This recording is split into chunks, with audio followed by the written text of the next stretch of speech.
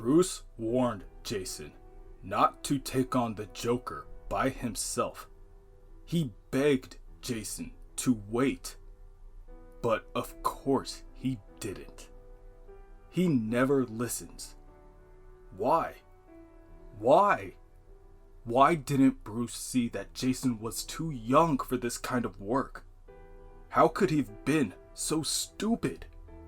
It's just that he felt so adrift when he lost Dick Grayson as his partner. The Batman needed a Robin. But that was a different, less dangerous time. The truth is that Batman was lonely. He didn't want to go alone. So, what does Bruce do? He brings a young innocent into this mad game. He must be insane. Jason was ripping off the tires on the Batmobile. That's how they first met. The kid was living on his own in an abandoned apartment building. He was getting by boosting tires. His mother had just recently died, and his father had disappeared. Probably been thrown in jail. At least, that's what they thought at the time. So, in a moment of sentimental lunacy, Bruce took the boy in and revealed to him that he was the Batman. Bruce thought he'd found his new Robin. Jason took to the training like a fish to water. He was quick and intelligent. It was like training Dick again.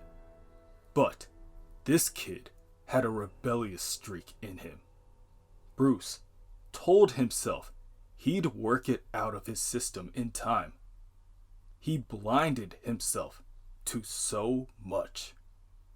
Bruce and Jason were going to be a great team. That was all that mattered. But right from the start, there was trouble. This new Robin came with an overload of emotional luggage.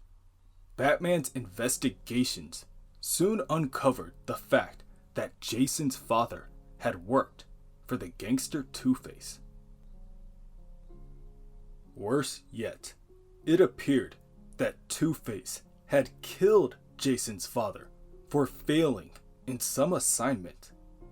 Of course, after that, Batman and Robin's top priority was tracking down and busting Two-Face's gang. Bruce's worst fear was that Jason wanted more than justice for his father's death.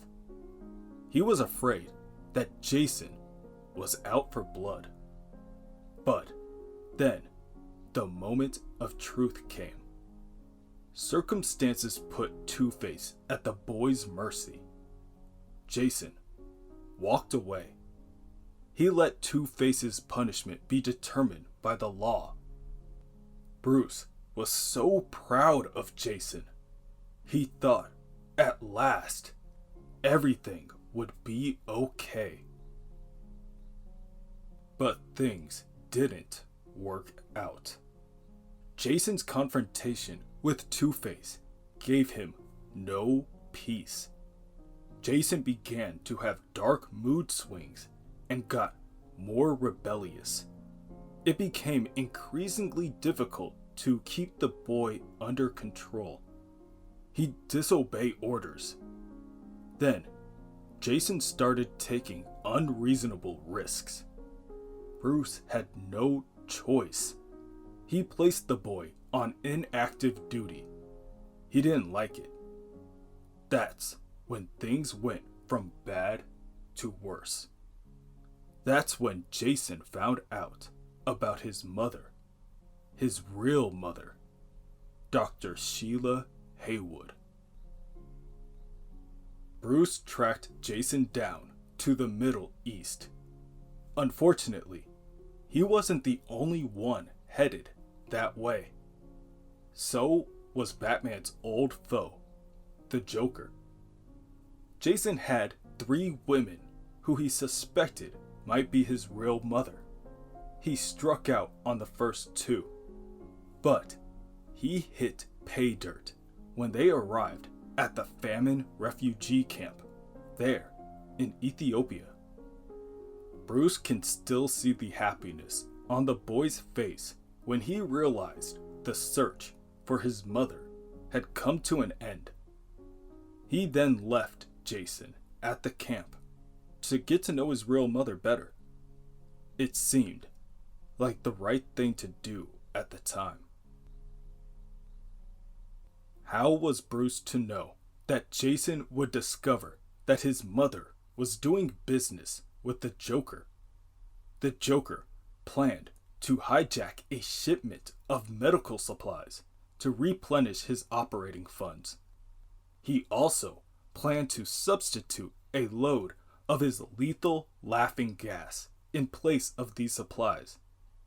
Batman had to go after the shipment, which was headed for a refugee camp. Hundreds of innocent people would have died if he hadn't. Jason was supposed to wait for his return before going after his mother and the Joker. Bruce should have known he wouldn't wait.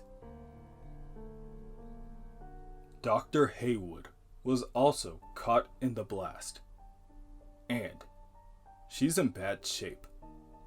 Upon closer inspection, Batman can tell that she isn't going to make it. For a moment, Batman is stunned, and his mind drifts.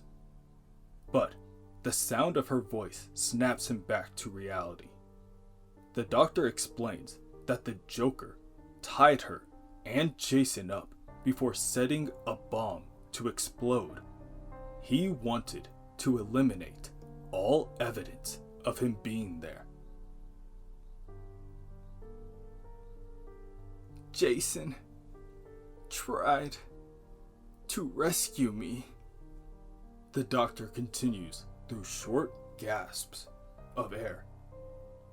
We almost made it. So close. Her eyes begin to lower. He turned out good. To be such a good kid. All his problems. And he still turned out good. He's much better than I deserve. Much better. He threw himself in front of me. In front of me. He took the main brunt of the blast. Such a good boy. Must have really loved his mother. Batman's stomach drops at the realization that the doctor was never Jason's mother. So what was all this for then? It doesn't take long to find Jason after that. One look tells the story. There's no need for Batman to check for a pulse, but he does anyway. There's nothing. Bruce has lost him, and the boy's already cold to the touch. He's gone. Later, within a warehouse located in Addis Ababa, Ethiopia, the Joker hands off the medical supplies that the Effendi contracted him for, and Effendi being the title given to a man of high social status in such parts of the world. The Joker lets it be known that he always delivers on his word. This is good news says the Effendi. He is pleased by this. In fact, he has another matter he and the Joker must discuss. At that moment, two men in black suits approach the clown and flash their badges, claiming themselves to be part of the Iranian Secret Service. The Secret Service members claim their superior has a business proposition he'd like to discuss with the Joker, and he's waiting in the rear office of the warehouse. And he does not like to be kept waiting. The Joker scoffs at this remark, asking if that is supposed to be his cue to jump through a hoop. The Joker doesn't take requests. However, this does pique the Joker's interest. He tells the secret agents that if he lets the agent live long enough, they will find that the Joker isn't impressed by just anyone. The Joker swings open the door and finds none other than the former president and current supreme leader of Iran sitting behind a desk. The supreme leader calmly looks up at the Joker, thanks him for his time, and offers the clown a position in his government. Back at the medical supply warehouse, Batman removes what little remains of Jason's costume that could have identified him as Robin before calling the authorities. They've got a million questions. It takes up most of the day. Bruce Wayne patiently answers their every inquiry. No, he doesn't know what caused the explosion. Maybe something they had stored there. The victims' names were Sheila Haywood and Jason Todd. They were mother and son. Yes, Bruce will be seeing to having the bodies flown back to the States for burial. He's going to take care of everything. The cops continue their search for the cause of this tragedy. Evidence Batman has already removed from the scene. Let them write it off as an accident. There's no reason for them to get involved. This is a personal matter. Batman doesn't locate the warehouse the Joker used until the following night. He knows the Joker will be long gone from there, but it's still got to be checked out anyway. The Joker may have left a clue to his whereabouts, along with the bodies of his discarded henchmen. Batman will never get used to the rigored smiles of the Joker's victims. Finally, he hits the jackpot. A personalized note left in blood instructing Batman to meet the clown at 42nd and 1st.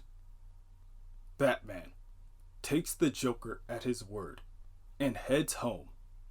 Sheila and Jason accompany him in the plane's cargo bay. There's not a big turnout for the funeral. Bruce had no idea how to contact any of Sheila's old friends. And Jason's life was too short for his passing to cause many ripples. You see, the world doesn't know that the new Robin is dead. That's the way it has to remain if Bruce is to maintain a secret identity. Yeah, it's cold, but it's a cruel world out there. Alfred offers to contact Master Dick to help Bruce with the hunt for the Joker, but Bruce refuses. From now on, he's going to handle things by himself. In Gotham City, there's a deli, drugstore, newsstand, and department store on the corner of 42nd and 1st. It's highly unlikely that's where the Joker wants to meet. In Metropolis, there's 2 parking lots, another deli, and an office building on those corners. That's not it either. But in New York City, there's the United Nations Plaza. Batman knows at once that this has got to be it. The Joker wanted him to know he was coming to the UN. But why? What is the Joker planning? Batman has got to find something to tell him what the madman is up to. Then, Joker, it'll be just you and me, Batman muses to himself. I've excused the evil you've done in the past because of your insanity. I'll not make that mistake again. Suddenly, Batman hears his name get called from above. He looks up and sees Superman floating down. What are you doing here? Batman snarls. The State Department asked me to stop by, says the Boy Scout. Why? Because they guessed you'd be here. Batman's demeanor shifts. How did they know that? He asks Superman. The Iranian government informed them that you might show up to cause trouble. Superman, Batman says sternly. What's going on here? Superman looks away.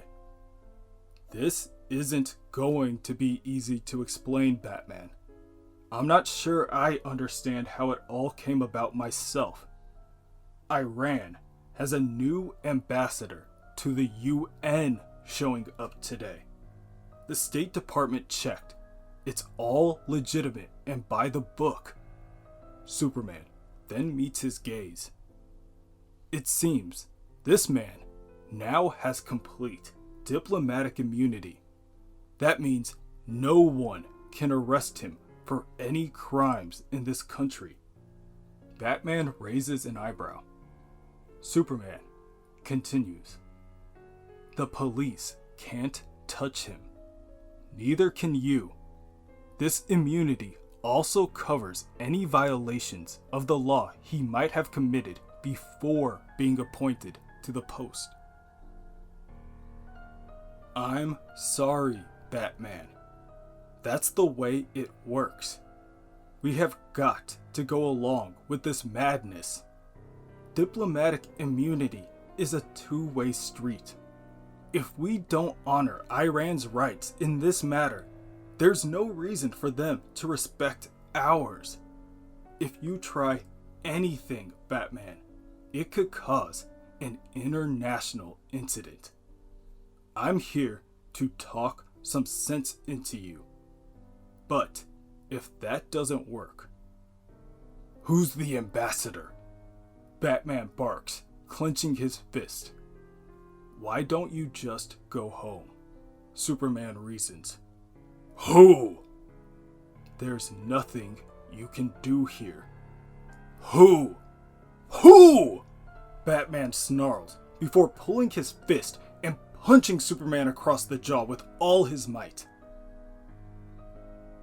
Batman instantly doubles over in pain. Feel better now? Superman asks, patronizingly. I think I broke a couple of my knuckles, Batman tells him. No, Superman corrects him, but they are badly bruised. You're lucky I rolled with that punch.